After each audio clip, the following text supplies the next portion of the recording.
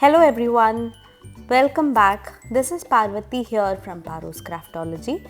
Today we'll be making this beautiful lantern style tea light holder. For this we'll be needing this MDF lantern, some new releases, the Diya die cut, the lantern die cut. It's very beautiful. If you have not bought it, please do buy it. It's worth the buy. I'll also be using some reactive foils. Now let's get started. So to start, I'm using ruby red chalk paint from Craft Angles, and the next shade I'm using here is blue velvet. So I'm directly applying it to the MDF.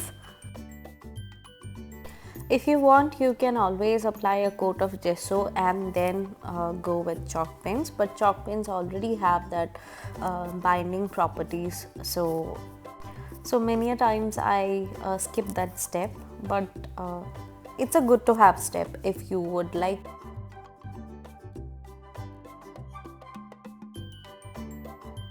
Next, I'm using this chipboard element from Craft Angles again. The name is Antique Lace. These chipboards actually come attached so that it doesn't move a lot. Now the best way to remove it from these attachments are to use a X-Acto knife. So if you do it using that, you'll end up having no breakages in your intricate chipboard elements, right? So in this particular case, I wanted just half of it,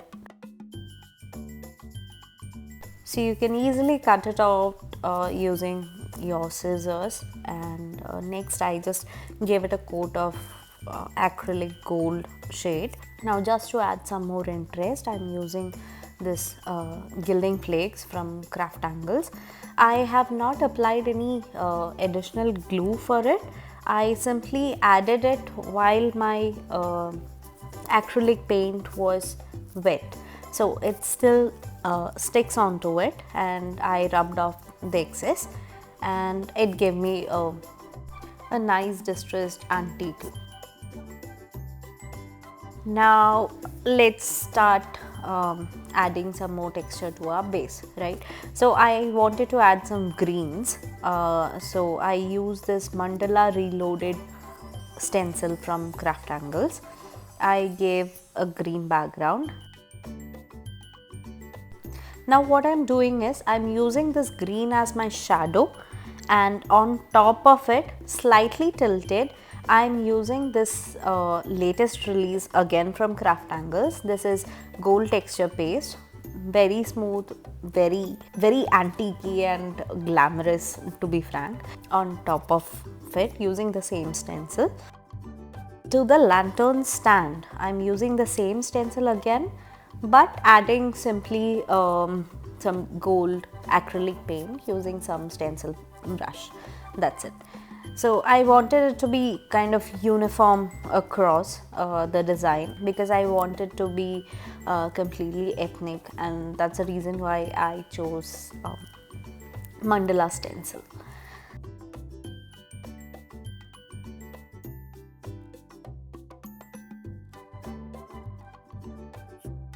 Now moving on to some die cut elements. So this lantern, as you had seen, it comes in two pieces, right? So I thought it'll be a good idea to have it stuck in between so that it won't come off, and it will add a very nice design on its own.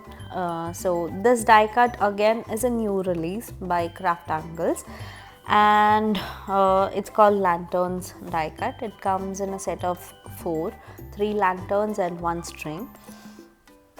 So 2 of them I used on the sides, and now the other designs I decided to use it on top as though it's hanging from the string. I used some black double-sided tape behind these die cuts so that it has some depth added. It makes it more appealing basically. Now for the Diya die cut, which is again a new release by Craft Angles, I thought I'll use the reactive foils to add some shimmer and glam to it. For that, one of the easiest way to use it would be to use the sticky pack sheets. Craft Angles has them, and they come in a set of 5 sheets and of real good quality. So what I did was I directly die cut the sheet and then took it and pasted it on top of a cardstock that I had already cut in the same shape, and then started adding the colors I wanted. So the reactive foil colors I chose was blue and red, because that was the color I used for my base also. So I kind of wanted it to be in those dual shades. So you have to simply stick the foil sheets on top of it and peel it off, stick and peel, stick and peel. So it's as simple as that, and it gives you such amazing results.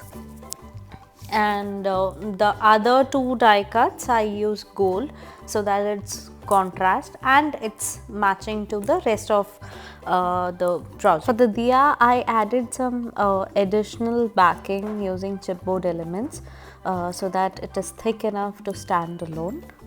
I'm using tacky glue to stick up all the elements of this MDF lantern piece that I had.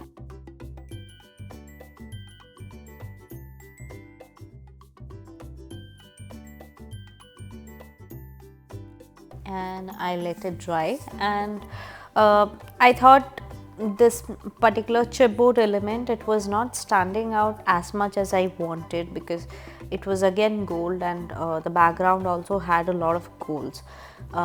So what I thought would help was some half cut pearls, again in gold shade, but it reflects well, so it actually enhances and makes it stand out from the rest of the background, right? So that was a jugaad that I did. Now I was not liking the borders to be plain, so I decided I'll use some lace die cuts. I had this in my stash, so I used those die cuts and gave it a full lazy background, and I was quite happy with the results. And now to add some of the focal elements, I added a Ganesha.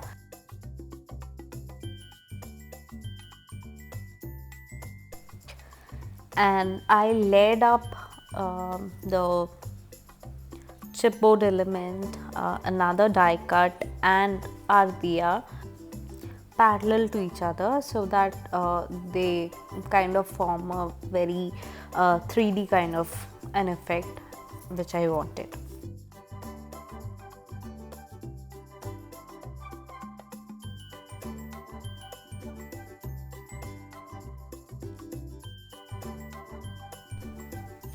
Now I wanted to add red flowers again, but the flowers that I had had silver glitters on it, so I didn't want that, because it wouldn't go with the rest of the project. So what I did was I simply used the gilding flakes again. I gilded it over it by just applying some bits of foil magic, and the trick was done. I stuck the flowers onto the tea light holders, and I stuck the tea light holders to the lantern base. This is the completed project. I hope you guys enjoyed watching this video.